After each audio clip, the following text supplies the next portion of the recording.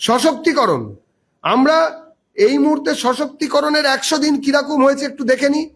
অনেক রকম সমালোচনা হয়েছে ব্যুরোক্র্যাটিক কারণে, বিভিন্ন আমলাতান্ত্রিক গাফিলতির কারণে, এবং ফর্মের জমা দেওয়া সেটিকে ইনপুটে আনা, দু ধরনের ব্যাংক ট্রান্সফার পদ্ধতিতে আলাদা ব্যবস্থা রাখা, বিদায়ী লক্ষ্মী যোজনা সেখানে নারায়ণরা ঢুকে পড়েছিলেন, মৃত মানুষরা ঢুকে পড়েছিলেন, এমনকি নারায়ণরা 2-3 বার লক্ষ্মী হয়ে যাচ্ছিলেন।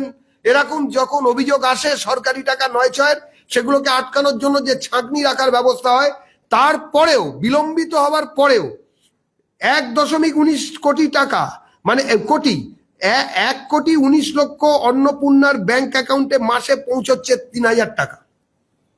এ টাকা পৌঁছেছে, অলরেডি পৌঁছেছে। কিন্তু তারপরেও আমরা স্বীকার করছি যে এই সরকার এখনো পর্যন্ত সমস্ত অন্নপূর্ণা ভাতা যোজনার যে ভাতা, সেটা এখনো পর্যন্ত ডিসবার্স পুরোপুরি হয়ে ওঠেনি। কিন্তু প্রতি মুহূর্তে প্রত্যেক দিন এই ডিসবার্সমেন্টের সংখ্যা বাড়ছে।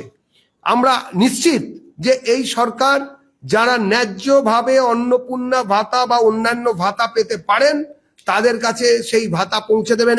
একজনও এই ভাতা থেকে বঞ্চিত থাকবেন না, তিনি যদি এই ভাতার সঙ্গে যুক্ত হয়ে থাকেন বা ন্যায্যভাবে এই ভাতা পাওয়ার যোগ্যতা তার যদি থাকে।